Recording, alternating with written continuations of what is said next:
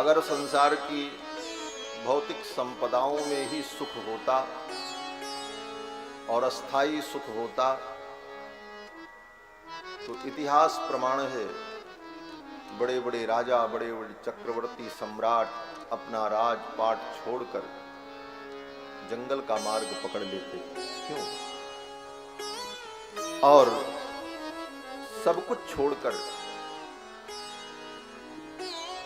ईश्वर की शरण में जाकर आनंद का और सच्चा सुख का अनुभव करते। इसीलिए बड़े बड़े राजा समय आने पर सब कुछ छोड़कर भजन करने के लिए, तप करने के लिए जाते।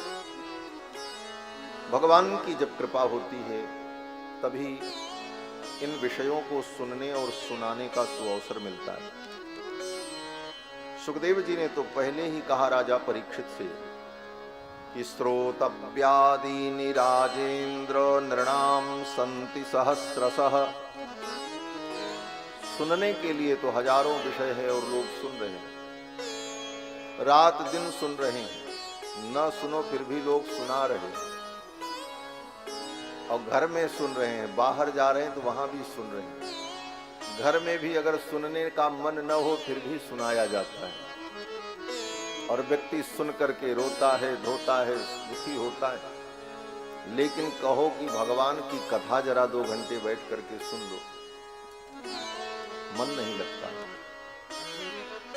जन्मांतर के पाप प्रतिबंधक बन जाते, इसीलिए भगवान की कथा में मन नहीं लगता।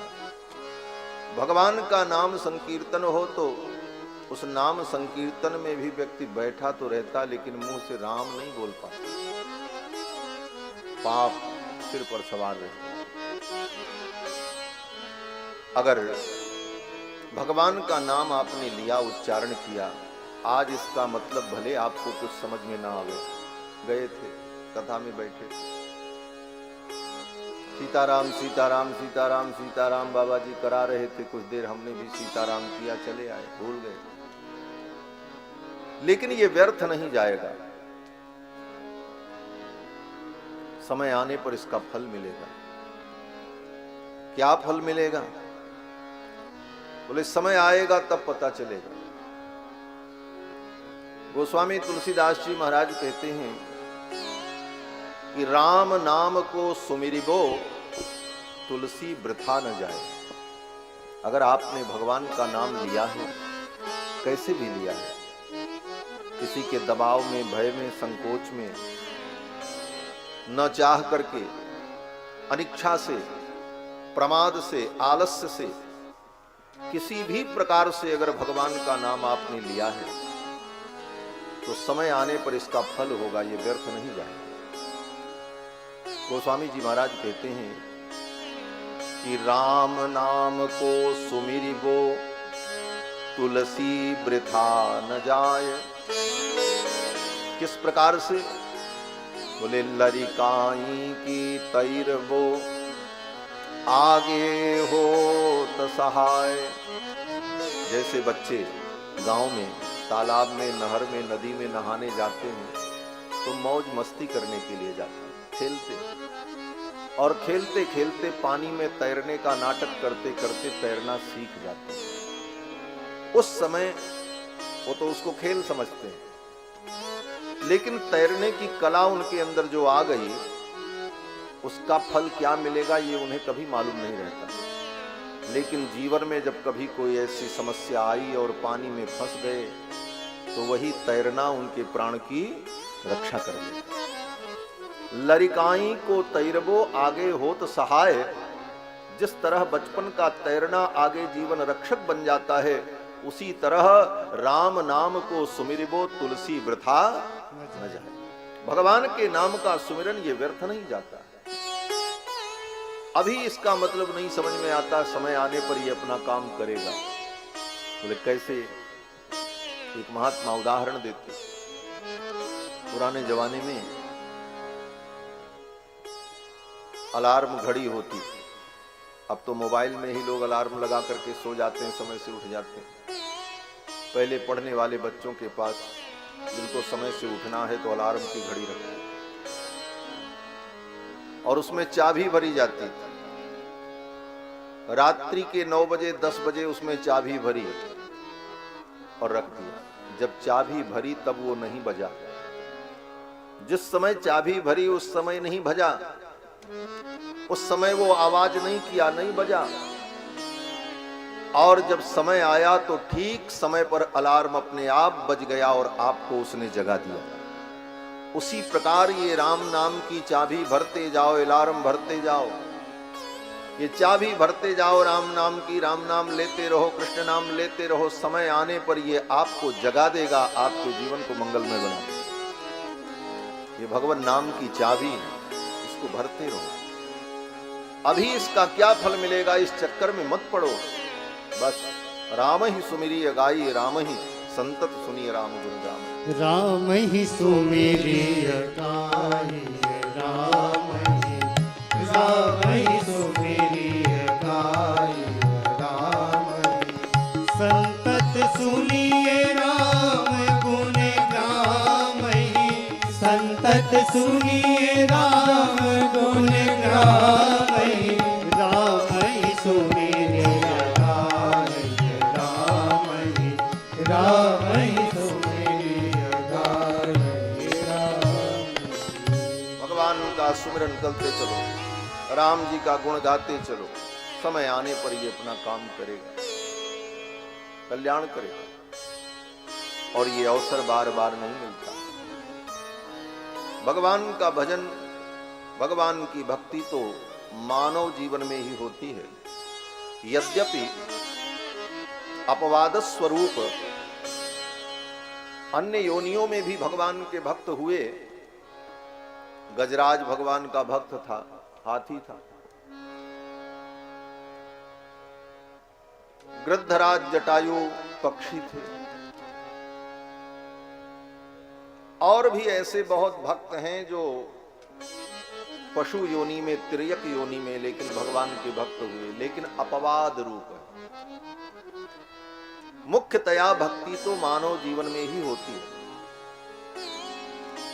और अन्य योनियों में जो भक्त हुए वह पूर्व जन्म में कहीं न कहीं भगवान की भक्ति कर चुके थे, इसलिए उनको पशु योनि में भी भगवत भक्ति का भाव प्रकट हुआ। श्रीमद् भागवत में सुखदेव जी कहते हैं, जब राजा गजराज को बचाने के लिए भगवान आए, गजेंद्र डूब रहा था, गजराज ने भगवान को पुकारा तो भगवान नारायण ने आकर के ग्राह को मारा और गजराज को बचा लिया। इस कथा को सुनकर राजा परीक्षित ने सुखदेव जी से प्रश्न किया कि भगवान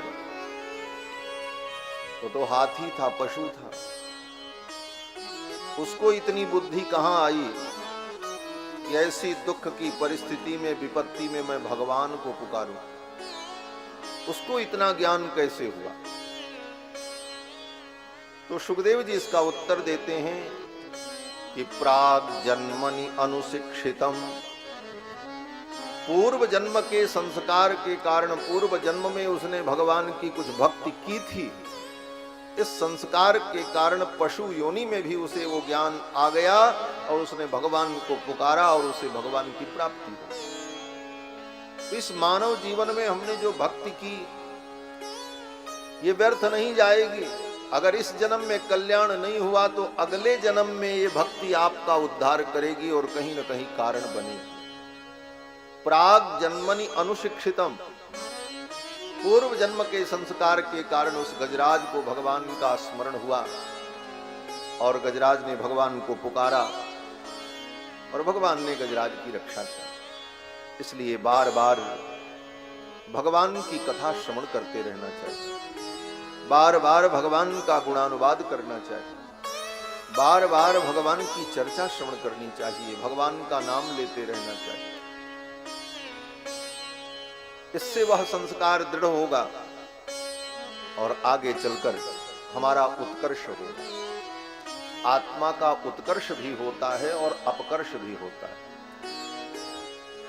अपकर्ष क्या है?